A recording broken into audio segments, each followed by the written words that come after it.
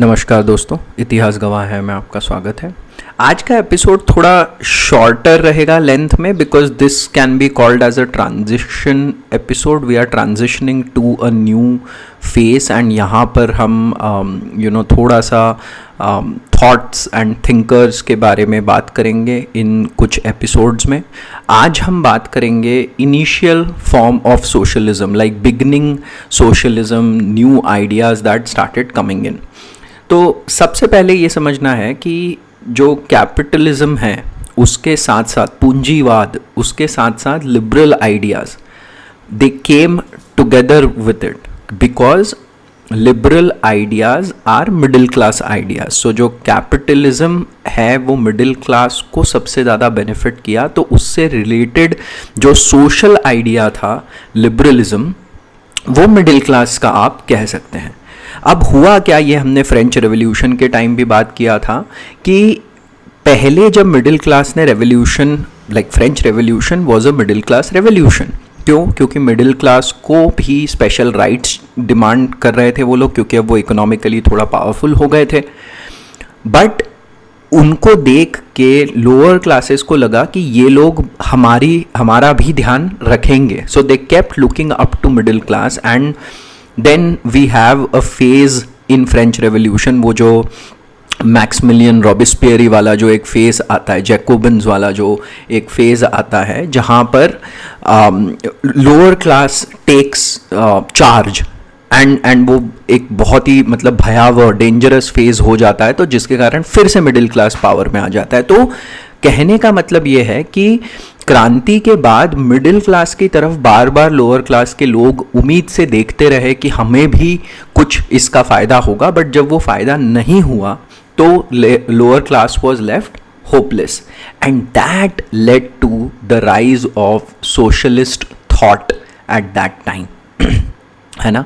But thoughts तो उस time I थी, बट इसको स्ट्रेंथ कब मिली? इसको स्ट्रेंथ इंडस्ट्रियल रेवोल्यूशन के बाद ही मिली, क्योंकि इंडस्ट्रियल रेवोल्यूशन में एक लेबर क्लास क्रिएट हो गया, right. And then questions of capitalist class exploiting the labour class started coming up. हमने ये ब्रिटिश इंडस्ट्रियल रेवोल्यूशन के रेफरेंस में भी हमने इसके बारे में बात किया था, the conditions of labour, the condition of workers, London के हालात, ये सब हमने वहाँ पर भी थोड़ा बहुत डिस्कस किया हुआ है। तो socialism as an idea gain more strength after industrial revolution. Now clearly, what was one of the impact of like industrial revolution? The number of laborers rose in factories and became a powerful unit, and then compared to the lower class. Remember, the lower class are farmers and artisans, right? ये labor class एक नया class बन के उभर के आया. And then the question of exploitation of labor by capitalists. Right तो ये जो दो बातें थी, ये इम्पैक्ट ऑफ इंडस्ट्रियल रेवोल्यूशन आप इस रेफरेंस में कह सकते हैं। तो बिगनिंग सोशलिस्ट क्या थे? They had some similarities with liberal. So एक जो सबसे बड़ी सिमिलैरिटी ये थी कि ये सारे ह्यूमनिस्ट थिंकर्स थे और मिडिल क्लास थिंकर्स थे। लिबरल थिंकर्स भी हमें याद है, हमने बात किया हुआ है, सारे मिडिल क्लास को बिलोंग करते थे। एंड हमने पहले भी डिस्कस किया है जो कि middle class thinkers will never think about radical change, they will always talk about peaceful change, ऐसा change जो समन्वय से हो सके, उसी के बारे में बात करेंगे।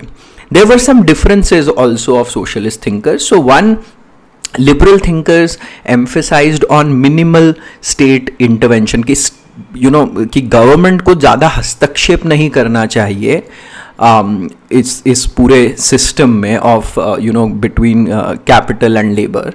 whereas socialist thinkers emphasized on maximum state, कि स्टेट को एक प्रोटेक्शन देनी चाहिए ताकि लेबर्स को उनके राइट्स मिल सके, उनको सही वर्किंग कंडीशंस मिल सके। तो इसी श्रृंखला में, इसी सीरीज में रॉबर्ट ओवन, हमने पहले शायद इनका नाम डिस्कस किया होगा, Robert oven experimented by increasing wages and allowances and other facilities in his factory in Scotland.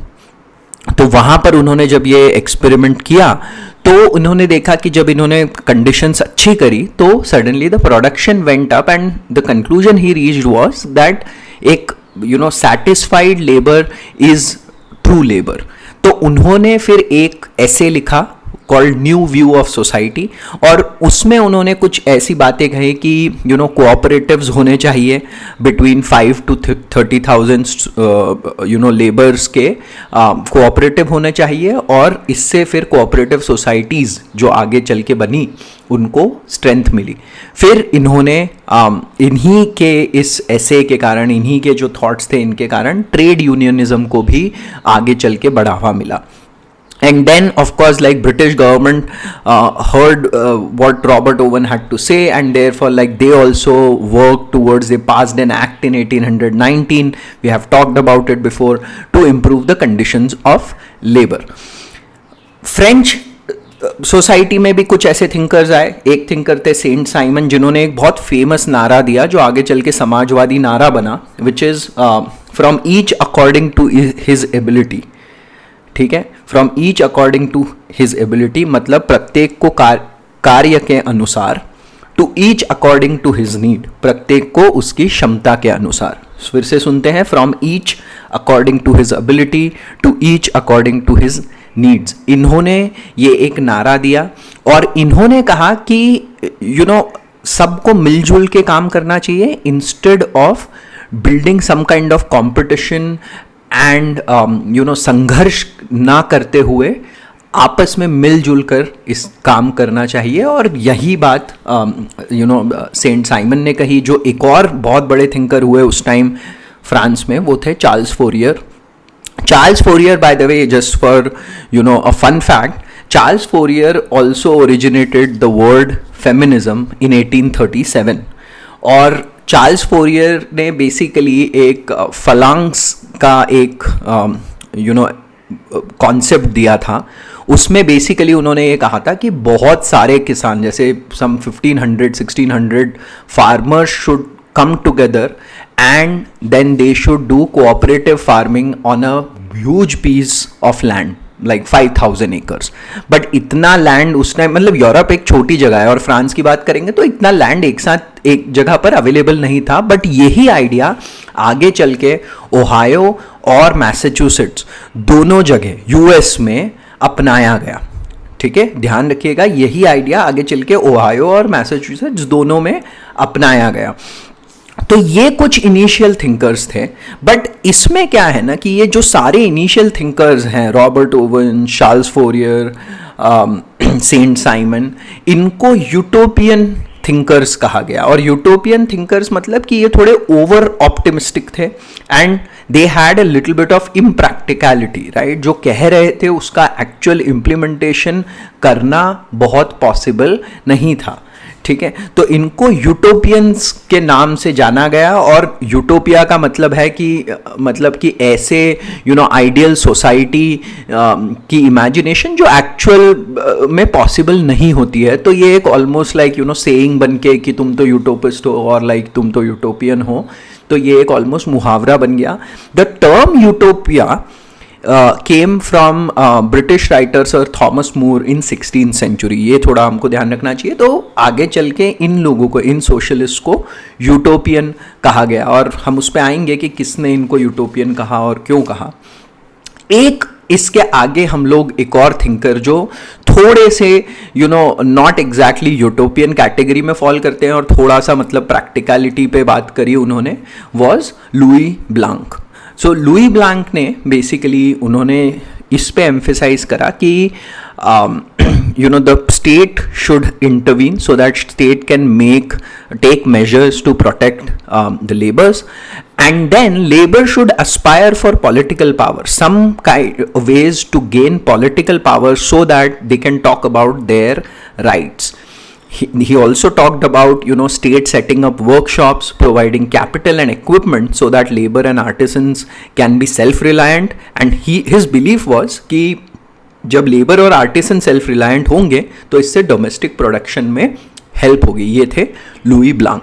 और लुई ब्लांक का काफ़ी इम्पैक्ट हुआ. मतलब 1830s में फ्रेंच गवर्नमेंट पे इनके इनके थॉट्स का काफ़ी इम्पैक्ट पड़ा.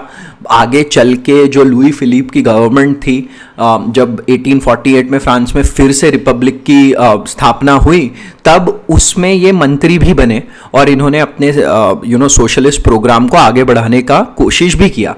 बट एक बात हमें ध्यान रखना है कि फ्रांस की एक कमजोरी उस समय ये रही कि फ्रांस में जो मिडिल क्लास था वो एकदम से बहुत डर जाता था, और जैसे ही वो डरा इनके इनके काम से, तो इन्होंने क्या किया, जैसे ही मिडिल क्लास डर गया तो द बोनापार्टियंस दे बिकेम पावरफुल, और उनका जो हेड था वो था लुई नेपोलियन तृतीय, लुई नेपोलियन थ्री।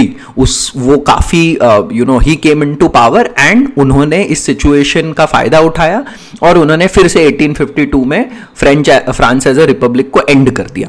तो फिर से वो एक मतलब वापस से थोड़ा रिवर्स। तो फ्रांस में ये हमको बार बार देखने को मिलता है कि मिडिल क्लास एकदम डर जाता है। यही this is one of the difference that you have to remember कि भले ही फ्रांस में इस टाइप के रेवोल्यूशन और आइडियाज बहुत आए, बट हम देखते हैं कि ब्रिटेन में समाजवाद और सोशलिज्म का एक्चुअल इंप्लीमेंटेशन हमको ज्यादा दिखता है।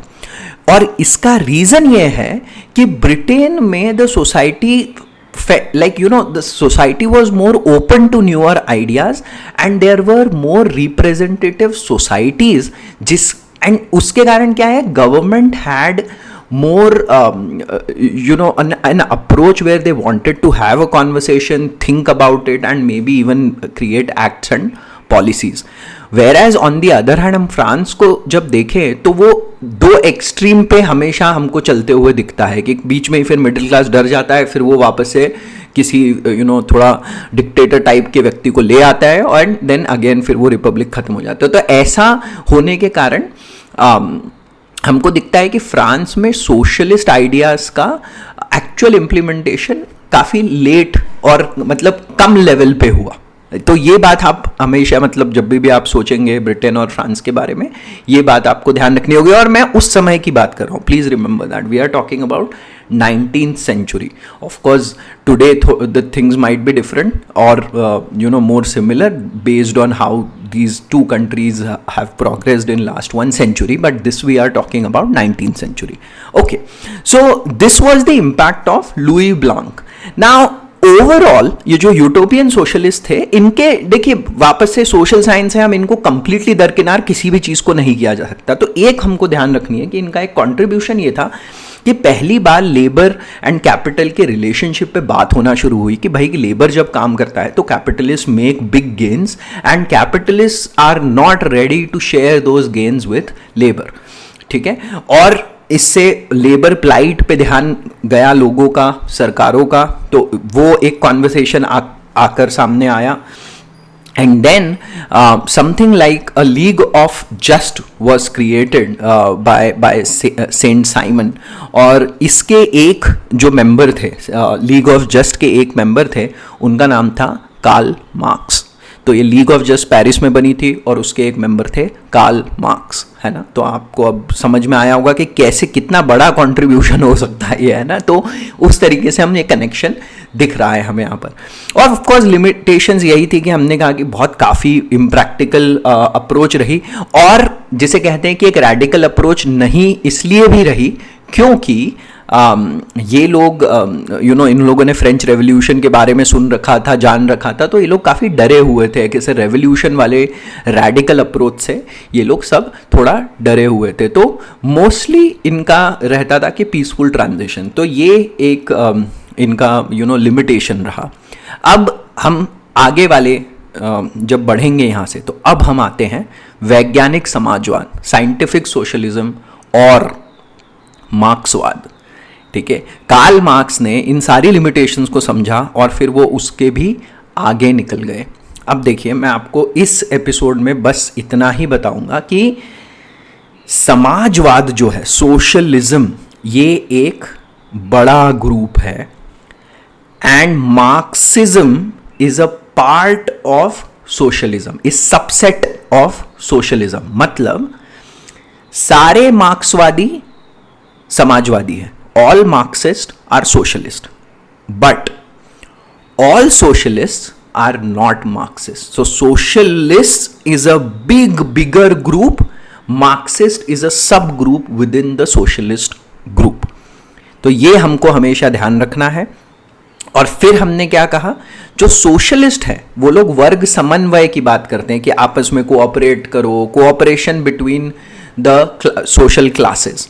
ठीक है, और इसलिए इनको यूटोपियन सोशलिस्ट भी कहा जाता है. वर्ग समन्वय की बात करते हैं, आदर्शवादी बातें करते रहते हैं, आइडियलिस्ट बातें करते हैं. Whereas communist talk about class struggle, वर्ग संघर्ष की बात करते हैं. ठीक है, ये बहुत इंपॉर्टेंट डिफरेंस है. और ये हमने जब मॉडर्न इंडिया की सीरीज सुन रहे थे तब भी हमने जब समाजवाद, मॉडर्न इंडिया, हमारे इंडिया में समाजवाद कैसे आगे आया और कौन कौन उससे इन्फ्लुएंस हुआ, तब हमने ये डिस्कशन वहाँ पर भी किया था. ठीक है, तो एक बात हमें हमेशा ध्यान रखनी है कि वर्ग संघर्ष इज व्हाट कम्युनिज्म और कम्युनिस्ट और Marxist people talk about. Communism मैं थोड़ा और आगे बताता हूँ क्या है, but Marxist thought talks about वर्ग संघर्ष का, क्लास स्ट्रगल. ठीक है, अब मार्क्स ने इसको बेसिकली उन्होंने क्या कहा कि ये जो class with in class cooperation है, वर्ग समन्वय, ये इम्पॉसिबल है, ये इम्प्रैक्टिकल है ना. इसलिए उन्होंने marks put emphasis on class struggle. और इन्होंने कहा कि इस पूरा जो मार्क्सिस्ट रेवोल्यूशन आएगा, इन्होंने इसको कहा प्रोलेटरिएट रेवोल्यूशन. इन्होंने पूरी सोसाइटी को सिर्फ दो में डिवाइड कर दिया. ठीक है, इन्होंने कहा कि तो प्रोलेटरिएट है और एक बुर्जुआ है, बुर्जुआ है और प्रोलेटरिएट है, और प्रोलेटरिएट को हिंदी में सर्वहारा भी कहते हैं. तो इन्होंने कहा कि इसके 3 स्टेजेस होंगे. ठीक है, इस क्रांति के 3 स्टेजेस होंगे, और इसका जो 3rd स्टेज होगा उसमें उन्होंने द वर्ड साम्यवाद मतलब कम्युनिज्म का यूज किया कि सबसे पहले संघर्ष होगा, रक्तपूर्ण क्रांति होगी. ठीक है, उसके बाद that revolution will establish scientific socialism which is Marxism, and then the 3rd stage of Marxism will be communism. और ये 3rd stage कभी भी पहुंच नहीं पाएगी. ठीक है, ये 3rd stage मतलब जो 3rd stage which is communism as he said will never be reached. तो इस कारण से आगे चल के क्या होगा, मार्क्सिज्म, मार्क्सवाद और साम्यवाद, कम्युनिज्म, ये दोनों एक दूसरे के सिनोनिम्स बन गए. मतलब दोनों का अर्थ सेम हो गया क्योंकि 3rd स्टेज पहुंची ही नहीं. फिर से मैं कहूँगा, ये थोड़ा सा रिवाइंड करके फिर से सुन लीजिए. सबसे पहले ये समझना है, socialism is a larger group, Marxism is a sub group. Basically all Marxist are socialist but not all socialist are Marxist. पहला ये. Socialism talks about class cooperation, वर्ग समन्वय. ठीक है, ये आइडियलिस्ट अप्रोच है. Where as Marxist talk about class struggle. और Marx ने 3 स्टेज बताए थे इस पूरी स्ट्रगल के. इसके 3rd स्टेज में कम्युनिज्म होगा, कम्युनिज्म आएगा, but that 3rd stage never came, and therefore Marxism and communism have now been used interchangeably. आने वाले एपिसोड में हम बहुत थोड़ा और आगे बढ़ेंगे और मार्क्सिज्म का डिस्कशन शुरू करेंगे. मुझे लगता है आने वाले 2 एपिसोड हमको लग जाएंगे मार्क्सिज्म डिस्कस करने में. मैं आपको एक और बात बताना चाहता हूँ कि Marx was also called the Rousseau of 19th century. ये ध्यान रखना, ये बहुत बहुत बहुत इन्फ्लुएंशियल थिंकर रहे. और न सिर्फ 19th सेंचुरी, फिर 20th सेंचुरी में भी इनके थॉट्स ने बहुत अपने रंग दिखाए. तो मार्क्स को समझना बहुत बहुत ज़रूरी है अगर आप हिस्ट्री में इंटरेस्ट रखते हैं. तो अगले एपिसोड और उसके अगले एपिसोड, शायद 2 एपिसोड में हम मार्क्सिज्म और मार्क्स के बारे में पढ़ेंगे, सुनेंगे. आज के लिए बस इतना ही. सुनने के लिए आपका बहुत बहुत धन्यवाद. अंटिल नेक्स्ट टाइम, जय हिंद.